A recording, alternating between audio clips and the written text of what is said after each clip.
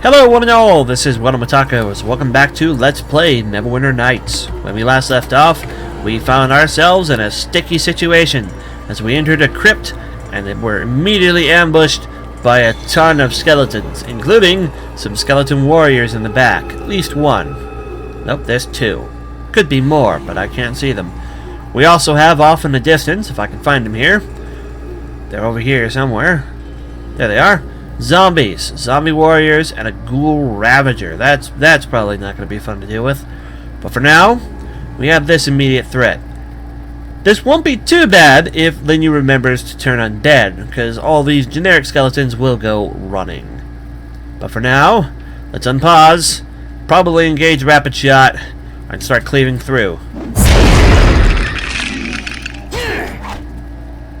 When I said that she would use Turn Undead to make the skeletons run away, I didn't realize that at this point those skeletons are so weak and Linyu is so strong that they would just die. I forget that Linyu is a 8th level character. To my 9th. We are still 9th, aren't we? Yes. As an 8th level cleric, it shouldn't surprise me that they all ran away immediately. They have remains. A skeleton's knuckle. For what reason we might want these is unknown. But we shall loot them all the same, because none of the skeletons before had been dropping skeleton knuckles, and they could be important to something inside this dungeon. Ah! Stop at a lane. Get out of the way.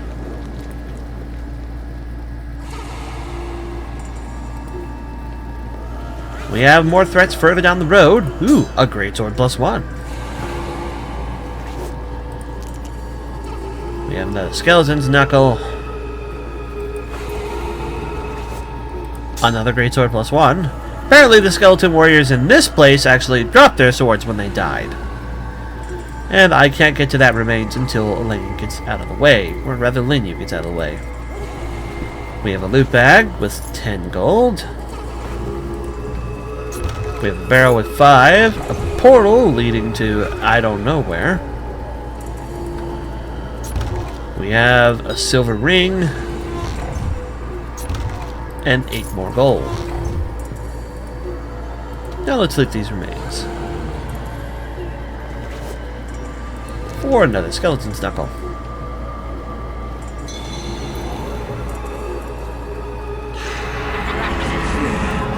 I already see traps, which doesn't make me happy.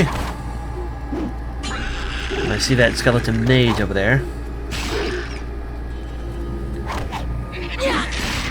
Probably should have saved after dealing with that one fight, but I'm gonna try to disable them this before they trigger it. Oh, no. Oh, I was in combat. No wonder I failed.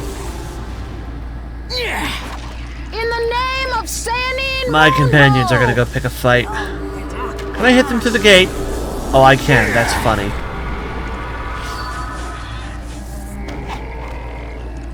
There's a zombie lord there that I can't currently register as a target. I don't think any of them are smart enough to open the gate. It might open from that mechanism over there, but since I'm a ranged character, I can just sit here and take my shots. Oh, zombie lord has stone skin on him. That's what's going on there. How my arrows look? I got plenty more.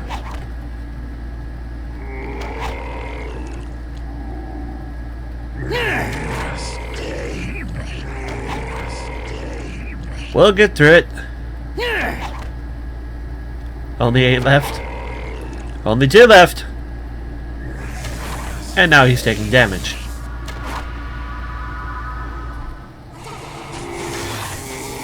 The ghoul ravagers are casting something on themselves. For the first time in ever, my ranged capabilities are immediately paying off. Rather, not immediately, but very helpfully paying off. This whole time, it just felt like I've been a melee hero a melee hero who couldn't accept his role. Sorry, I couldn't think of what to say there. It's very early. Well, the zombie lord's nearly down. A moderate threat defeated without taking any damage. And then I'll do the same thing to those ghouls, who are challenging. But I don't have to fight them fairly if I don't want to. And I don't want to. So I won't.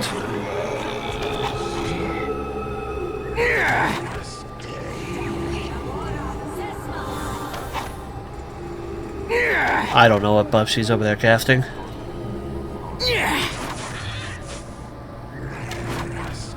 This is kind of hilarious to me.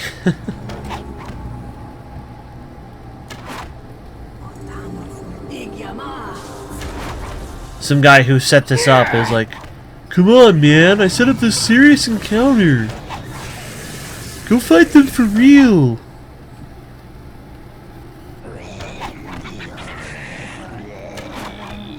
This happens in actual D&D quite often, in my experience. Not this scenario where somebody's shooting arrows through a grate at a monster that has no idea of how to move away. Just situations where players will find a set of circumstances that can completely neutralize an intended threat. For example, I don't know if I've talked about this particular story before, but it's relevant to what's going on here. As a DM, in a 3rd edition game, I once threw a gelatinous cube at my party. It was supposed to be a pretty good fight for them. The gelatinous cube was just like above their level. It was going to be a tough fight for them. And the gelatinous cube will hide. It's basically transparent in D&D. So you have to roll to see it. The party rolled, and the party saw it. They saw the gelatinous cube. They backed away from it reasonably because they had enough foresight to know that they didn't want to try to engage the gelatinous cube in melee. What hilariously ended up happening for them, and sort of semi-hilarious to me, was the gelatinous cube only has a movement of 20 feet in 3rd edition. The party has a movement of 30. Some of them were faster, but none of them were slower. So the whole party shuffled back through the hall that they had already previously explored, while the ranger and the spellcasters just threw spells at it. And it literally couldn't reach them. So situations where monsters can be completely nullified do happen. Another one that actually happened just this past Saturday, I'm recording this on Monday, much more recent story, was we're playing 5th edition, and there is a spell called, I believe it's called Spike Growth, that is available to the ranger in my party. And essentially what Spike Growth allows him to do is he makes a 20-foot square, which is pretty huge. He makes a 20-foot square that counts as difficult terrain, slowing movement by half, and he cast it on the other end of an enemy, and what was again supposed to be a challenging fight for them ended up being completely meaningless because it couldn't reach him. It was a melee only combatant that wasn't intelligent enough to move around the square.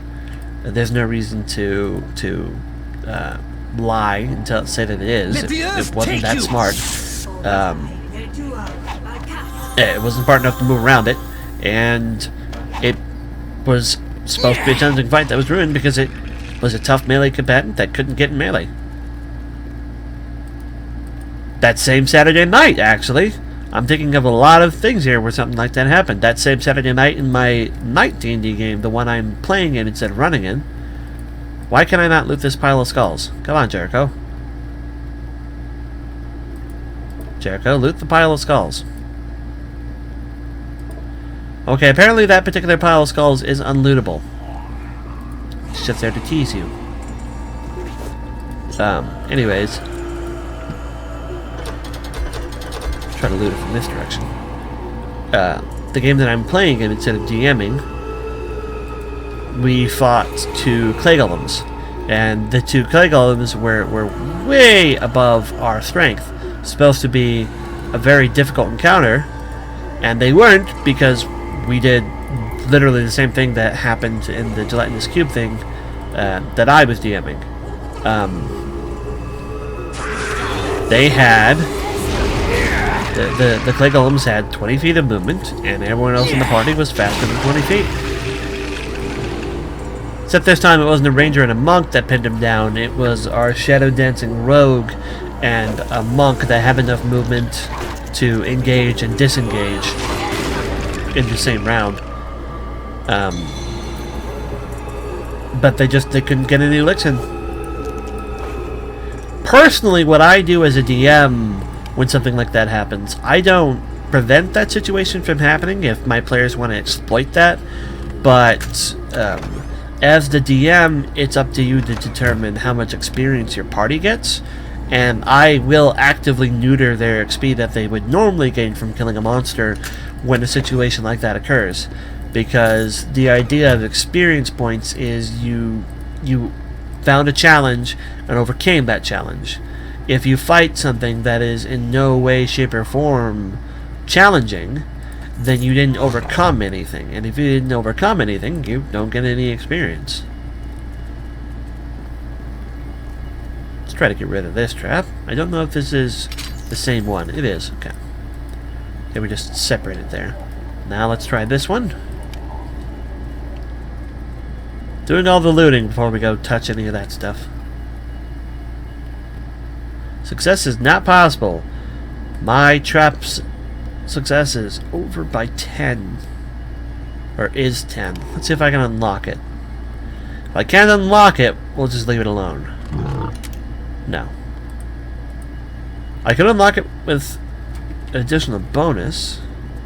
What am I using? I have got a plus 10 and a plus 3.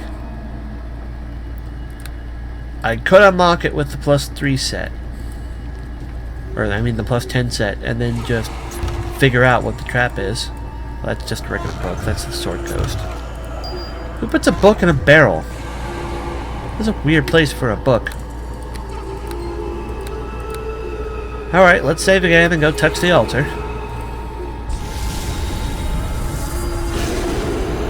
What just happened? Oh, hello, Mummy Lord. Not sure where you came from. This is going to be slightly problematic.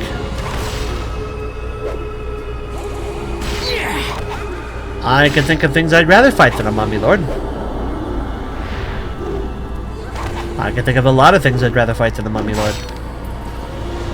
And as soon as Elaine gets out of her fear spell, if Elaine gets out of her fear spell, I'm going to be using Magic Fang.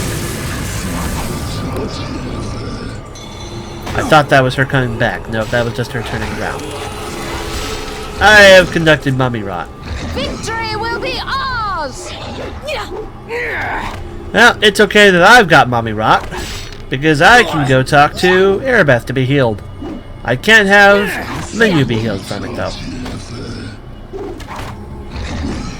I remember we spent a long time trying to figure out how to get Linyu something that would heal her. Victory will be ours! We do need to win this fight, however,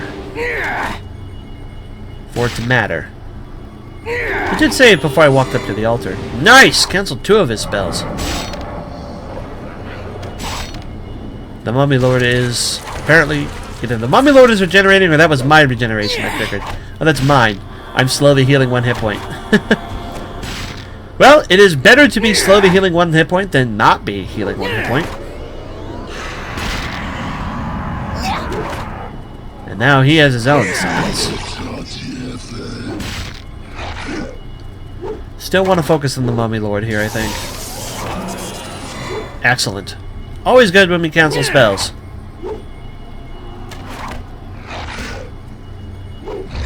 No music going on for this intense battle. That was risky, Linyu. That was really risky with 2 attacks of opportunity there. Linyu now has the Mummy Rot. That one is slightly more problematic.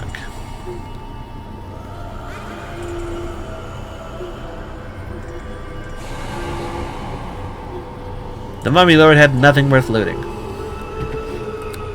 Well, we're gonna save this 86B.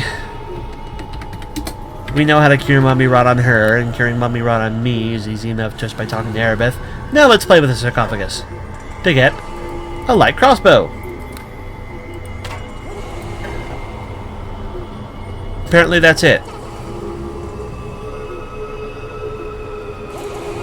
Can I smash it? Yes, as you should. I can smash it. I kind of feel like smashing it. I don't like altars. Altars are spooky. Let's get my club out. Somehow. And smash it. And let's get these two to start smashing. Goddess, take you now! Because we looted it. But I'd rather get rid of it. The spooky light persisted, though. Right, let's pull the club back out. Let's open the bag. Put the club back in. Mummy rot's taking its effects. Put my bow back on.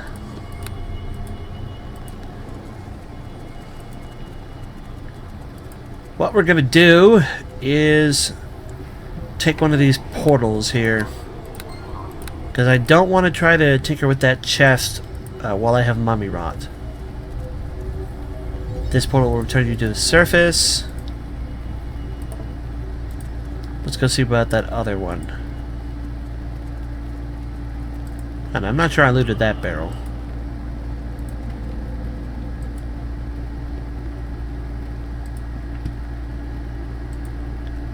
Oh no, that's right. Maybe I never got the opportunity to have Arabeth heal us because Arabeth wouldn't heal us at the time because she was busy holding the portal.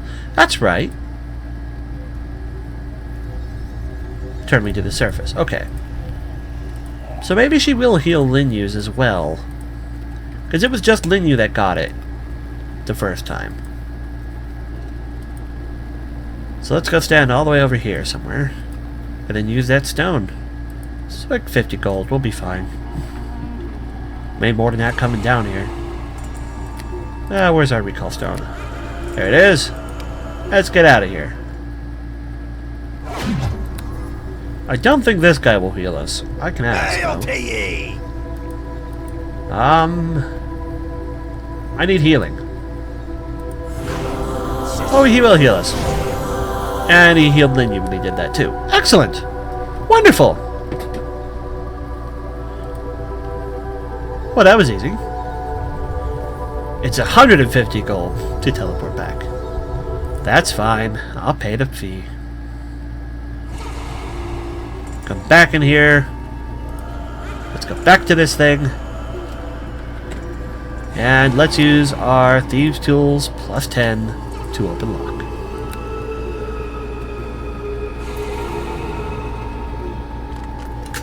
We have successfully unlocked it. Now we're going to save again, because this could kill us. Nope, just killed Linyu. Or, I'm sorry, Elaine. To get a small shield. I'm not wearing my Ring of Lore, I just remembered that. So now, let's get out of here and go back to the surface.